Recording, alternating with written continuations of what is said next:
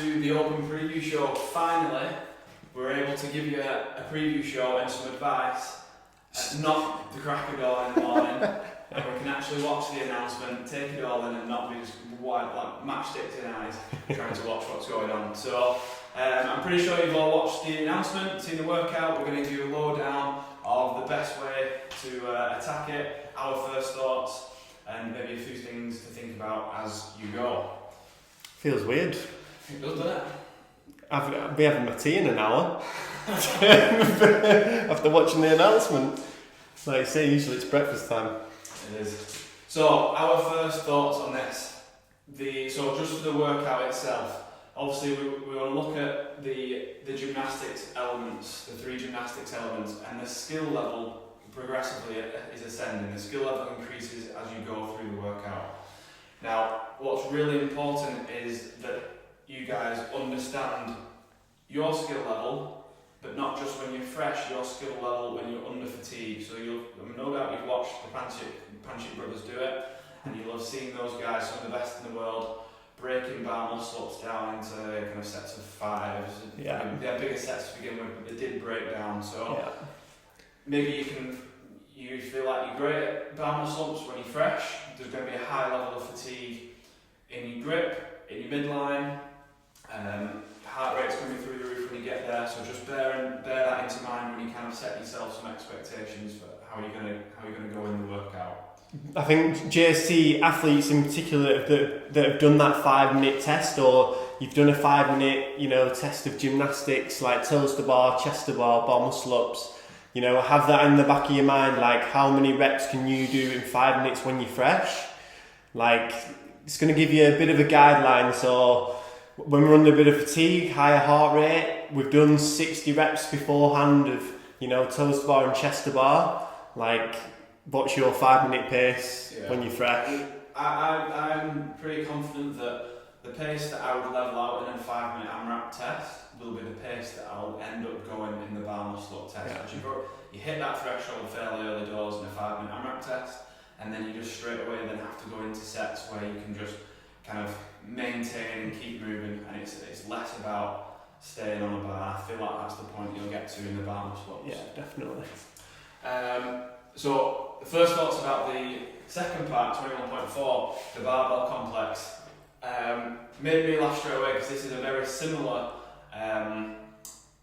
workout that we did for a qualifying L-Fit. Anyone that knows me remembers that when it got to that complex, I failed to make a lift in the whole 6 minutes, and there's a few videos popping around which I'm sure I'll do the rounds after this. What I found really hard, so that was a hang clean and a jerk. A clean hang clean jerk. What I found really hard, and it was coming off the back of a toes to bar and ring muscle workout with power snatches, so again a grippy workout beforehand. What I found really hard was the re-grip. From standing up the first clean was always not too much of a problem. It was the re-grip for the hang clean, getting the bar into the palm of my hands and getting a good grip to be able to get a good pull for the hang clean. That's where I failed the rep pretty much every time. You could see as well, like looking at Saxon and Spencer, they looked like absolute mashed potatoes coming out of the hang clean. They were just getting folded because the midline was fatigued. They probably didn't get quite as good a grip as what they wanted, so they couldn't finish that pull. So it's probably a little bit lower when they were catching them cleans as well. So like Steve said, making sure you've got a good grip and getting a big breath and a good setup before you go into the hang clean is going to be key. So we've highlighted for both workouts there that grip is going to be kind of a very big factor in this workout. Your heart rate's also going to be through the roof. We feel like a grip will be a bigger factor. And it's a grippy workout, although it might not look at it when straight away because you've got front squats, you've got thrusters, which isn't so much grip intensive. The fact that you're in a front rack position and then you go onto the rig and then you go back into a front rack position means there's rarely any time for blood to escape the forearms. You see, as soon as the elbow closes there, it's as if the blood circulation is cut off. And that's why something like Fran really starts to blow your forearms up a few minutes later because the blood starts pumping around eventually. So figuring out how we can make sure the blood is moving is something that we're going to have to kind of manage. Yeah. Saxon or Spencer? Who was it that did it? Spencer. Spencer on the third round went into the old bodybuilder style, which we were trying to frantically look at the movement plans to see if it was possible to do. He did it. Maybe double check and make sure it might be, it might be allowed, might not be allowed. He didn't get no reps. Is all we're saying. He didn't get no reps, and the movement standards don't say anything about the hands. The palm of hands have to be on the bar. So if you can do that for the front squats, which are first, then that's potentially 45 reps where your elbows aren't going to be cut off and blood can run through your forearms to and from your heart and flush out with lactic acid and waste products. So if you find that really difficult, just try and manage it best you can. Just one finger on the bar or two fingers on the bar, like just whatever's going to give you minimal tension through your forearm. Okay, just bear that in mind when you're doing them front squats. Yeah. So we've got 2 1-minute rest periods in between the 3 workouts, and it's just making the most of those rest periods. Try not to waste your time. Be quite sharp with what you're going to do. As soon as you finish, start shaking out the arms. Again, try and get that blood flow going again. Water in, splash the gums with a little sugary drink, and just make sure your hands and your grips, everything's prepared for that next part. Because that 1 minute, I've not done it, but it's going to feel like a 10 seconds, 15 seconds. Yeah, it's not a microwave minute, is it? Key thing is not actually kind of on rest periods, but it's about the standards as well. There has to be an 8-foot gap between the rig and where your bar is, so you've got to tape a line under the rig and you've got to tape a line 8 foot away from the rig, and your bar's got to be in front of that line and you can't come behind that line at any point when you're on the bar. Okay, so make sure you do that as well. So these are rough times. They weren't exact, but they were rough times. A few seconds here and there. Based off Scott's score. So it's 1:30 for him to do the first section, 1:30 for him to do the second section, and then 3 minutes for him to do the third section. So when we go back to what we said in the first thoughts about the ascending skill level, this is where we really need to be careful with how hard we go out on the first 2 exercises. So no doubt people will be like, toes to bar, no problem, chest to bar, no problem, thrusters, front squats, fairly light, no problem. I'm going to smash these first 2 sections. And then you come across bar muscle ups, and because you've gone so fast, the skill and the skill level just starts to break down even more so than it should do. What you've got to bear in mind is that Scott's one of the best CrossFit athletes, probably one of the best gymnasts in CrossFit as well. He did toes to bar unbroken, did the chest to bars unbroken, did 15 bar muscle ups, and then he was kind of down to 5s after that. You know, if he's kind of breaking down towards the end of the bar muscle ups, the point at which us mere mortals, break down is going to be a lot earlier in them bar muscle ups. And if you're having to break them up a lot more, you're going to lose so much more time because your grip's fried, your core's fried, whatever. If we break it up here, we're probably going to save some time, some sets on them bar muscle ups when we get to them. Yeah. Obviously, with all workouts, the very best in the world will have minimal rest periods throughout, and they'll just be going who can start fastest and maintain that pace throughout the workout. For a lot of people, because of the skill level in this workout, it's not going to be the case. So we always revert back to what we use in JST quite a lot, is our 5-minute pace. We do the 5-minute tests, and anyone that's done a 5-minute AMRAP will remember that 2 minutes in, 3 minutes in, you kind of automatically just default back to a certain amount of reps, and with a short period of rest, and you just kind of stick to 5s, 7s, 10s, short reps with short rest. Oh, it's hard to get out. So we feel like that's how to go from the beginning. Imagine, so the 30 toes to bar, what's your 5-minute pace? Can we go straight in your 5-minute pace in that 30, so that we're just preserving the grip and the forearms a little bit? Can we then do the 5-minute pace again on the chest to bar? And will that then let us hold a faster pace for the bar muscle-ups? It'll be a hard thing to accept because start to work out stuff that you feel like you can go really fast on. But in the grand scheme of things, holding back 5 to 10 seconds here by having maybe 1 or 2 rest periods, holding back 5 to 10 seconds here will let you make up more time in that third part of the workout. Yeah.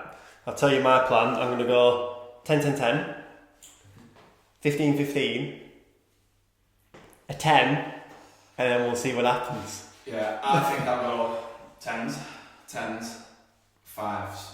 5s. And have it so the rest periods, so it's kind of like do 10, shake off, let the blood come out, go back up to 10. So I can probably do 3 sets of 10 in a similar time to 1 set of 30. Yeah. If I just adjust the rep speed, Yeah. just about not so much, you probably lose a little bit of time. But also what we found watching the pan shake rubbers was that some of the bar muscle ups, spend 1 or 2 seconds on top, making sure the grip's good for the next rep, where it's just like, do 5 really fast ones, drop down, do the 5 off, 3, whatever your reps set is going to be. Yeah. Don't spend the time on top. If you're going to rest, be off the rig when you're resting. Yeah. So that just reiterates this quote that we're going to give you is, you can't win the workout, it's not won in the first 2 sections, but you could definitely set yourself up to lose. Yeah. And not just lose when you get to the bar muscle ups, but like we said before, the lifting complex is going to be very much about your grip and how you can kind of have a strong grip for that lift. It's going to be, like I said, when we did this complex for the Egypt qualifier, it's exactly the same. The bar was lost re-gripping to the hand every single time. Right, so key thing just before we dive into this 21.4, you need to tape a line directly underneath your rig, and you need to tape a line 8 feet away from the rig as well, that your barbell has to stay in front. Okay, so make sure you check the standards beforehand, but basically there's got to be an 8-foot gap between the rig and your bar. Okay, going into 21.4, you have 7 minutes from when you finish the workout. So Scott Panchik finished on around 7 minutes, so he had up until like 14 minutes to get his max lifting. Okay, say I finish on 13 minutes, I've got up until 20 minutes, okay, to get my max lifting. It's 7 minutes from when you finish the workout, alright? Straight away, when we've done any work, done FRAM, we've done 21.2, whatever the workout is, when it's a high intensity workout, the next minute's always a blur. It's always down to recovering. Like we always say when you finish a workout, get on your feet and keep moving, and move your body around so your body can recover and flush all the waste products out. You're then probably going to spend the next minute of that 7 minutes, so 1 minute's gone, you've got the next minute putting plates on a bar. We all know how hard putting plates on a bar is as soon as you've finished a grippy workout. Your back's probably lashing, your grips are lashing, you can't lift the bar up. So that's another minute gone at least, and then you've got to get your breath back and get prepped for the lift, so potentially that's another minute. You've got to get a peloton, which is probably going to take another 10 seconds. Scott didn't do his first lift until about 11 and a half minutes, I think it was, 11 and a half minutes, and that's 4 minutes after he finished the workout. That's half his time gone to do that max lift, okay? Needed that 4 minutes to recover well enough to get a lift in, and a decent one at that. And this is, again, where I'm going to go back to what I was saying about pacing the first part of the workout, because you'll be able to recover quicker if you've paced the first part and you've finished strong on the bar muscle ups, rather than if you've died on the bar muscle ups with your grip a little bit. Your recovery time and your grip is going to take longer into that 7 minutes. We've highlighted maximum 4 lifts. I'm probably going to change that. Maximum 3 lifts. Hey. Because you're going to get 3 lifts if you go straight in with quite a light one, because maybe you want to feel the weight, and that's fine. I think a lot of people might be in that boat where they just want to get used to doing that complex whilst the heart rate's high. I think more experienced lifters will go 2 lifts. Yeah, agreed. So this is our guide for kind of where you'll probably be in and around, okay? So Scott, for his first lift, he was in and around kind of, we're taking a guess at 80% of what his max was. So if you're a more efficient lifter, you're probably going to start at 80% and then take one a little bit heavier. If you're not as kind of efficient at lifting, you don't move quite as well, you'd probably be a little bit further down towards that 75% kind of range. Okay. Key things from that as well. So like we said about grip, I would try, after you've done the clean, I would try re-gripping on your shoulders first. Okay, make sure you've got like a pretty decent grip there before then taking it into the hip. So like Steve said before, if we can catch it in the hip and then re-grip a little bit again, it's going to put us in better stead to get a better pull, because as soon as it goes into our fingertips a little bit, trying to finish that pull, it just makes it so much harder, and you end up catching it forward. I think warm-ups are pretty important thing for this. So warm up for the front rack, and then also we would say warm up to what you feel is going to be your starting weight before you do the workout. So get up to around about 60, 70, 75% of your warm-up max clean and jerk, and have that kind of as your first lift. So whatever you kind of decide, that's what I'm going to go for, that's what you warm up to. Don't max out or don't go to like multiple lifts warming up. Just have a good clean and jerk warm up. That'll warm you up for the thrusters and the front squats anyway. And just make sure you're moving really efficiently for the complex. That's everything we've got. Good luck, and we'll enjoy a Friday line. Hey. See you.